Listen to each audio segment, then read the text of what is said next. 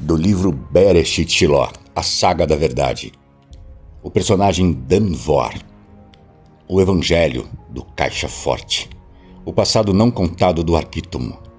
A fé para o jovem Daniel Vorosky Dan, para os amigos que não tinha, não era uma crença. Era a estrutura da realidade. Crescer na Igreja Batista da Colina significava viver dentro de um organismo perfeito e claro. O pecado era uma mancha negra e definida. A redenção, uma lavagem branca e possível. E o mundo exterior, um deserto moral a ser evitado. Seu pai, Samuel Vorosky, era a prova viva do segundo ato da graça.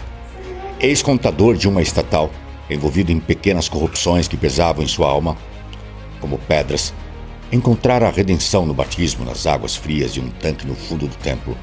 Samuel trocara a calculadora pelo púlpito auxiliar, e a família trocara a insegurança da ambição pela austeridade santa da modéstia. Dan era o filho da redenção.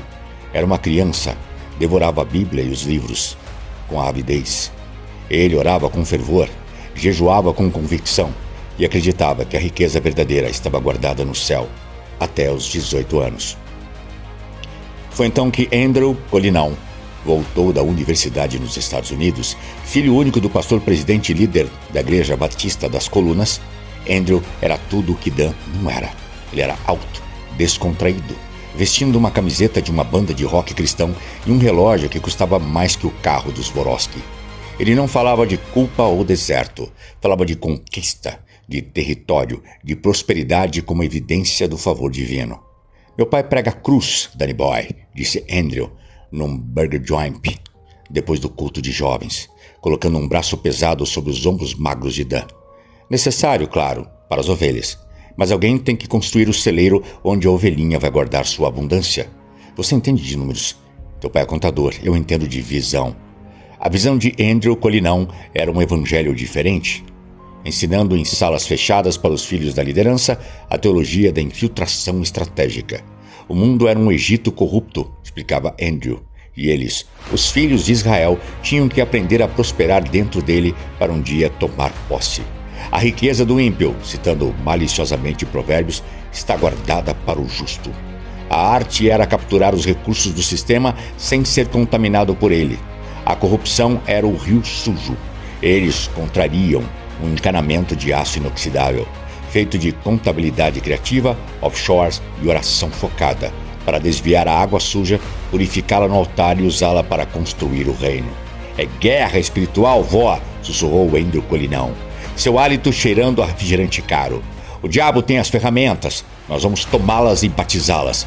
Cada real desviado de um político corrupto e convertido em um templo ou escola cristã é um ato de restituição divina. Nós não roubamos, recuperamos. Para Dan, aquela foi a primeira quebra epistemológica. A fé deixou de ser um refúgio do mundo para se tornar um manual para hackeá-lo. A matemática, sua linguagem sagrada, tornou-se a língua franca desta guerra santa. Andrew viu seu potencial. Ele não queria um soldado, queria um arquiteto. Treinou Dan pessoalmente. Mostrou-lhe como contabilidade duplas podiam ser justificadas como alocações estratégicas. Como paraísos fiscais eram os desertos onde o maná moderno podia ser recolhido longe do faraó estatal.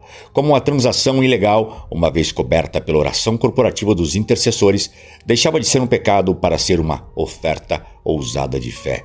O pai de Dan, Samuel, sentiu o cheiro da fumaça estranha no filho. Numa noite, confrontou-o. Esse brilho no seu olho, filho, não é brilho do espírito, é o brilho do aço, do cálculo. O que Andrew Colinão está te ensinando? Está me ensinando a ser útil, pai, Dan respondia, evitando o olhar. A construir algo maior que nós. Nada que é construído sobre a sombra pode abrigar a luz, Daniel, o pai disse, sua voz carregada de uma tristeza antiga. Eu conheço a sombra, eu saí dela, você está se vestindo com ela. Dan afastou-se do pai. A lógica de Andrew era mais poderosa, mais glamurosa. Era a lógica do vencedor. Aos 18 anos, Dan já geria nas sombras um pequeno portfólio de recursos recuperados da igreja. Via o dízimo dos fiéis, o suor dos justos se misturar nos gráficos que ele criava, com os desvios de verbas públicas que Andrew canalizava através de contratos superfaturados com o governo e através de sua própria banda. A oração do culto de domingo era o ciclo de lavagem final. O pastor líder Colinão, do púlpito, bradava: Deus não quer seus filhos na sarjeta. Ele os quer influenciando os altos escalões. Dan, na última fileira, anotava mentalmente as taxas de câmbio do dia. A fé se tornara lógica. O grande salto e a grande fratura venham com a pós-graduação. Andrew enviou Dan para estudar finanças em uma universidade. Vá aprender a linguagem do Egito na corte do faraó, ordenou. Foi lá, num congresso interdisciplinar, que Dan viu Elian de Shiló apresentar o algoritmo da integridade celular.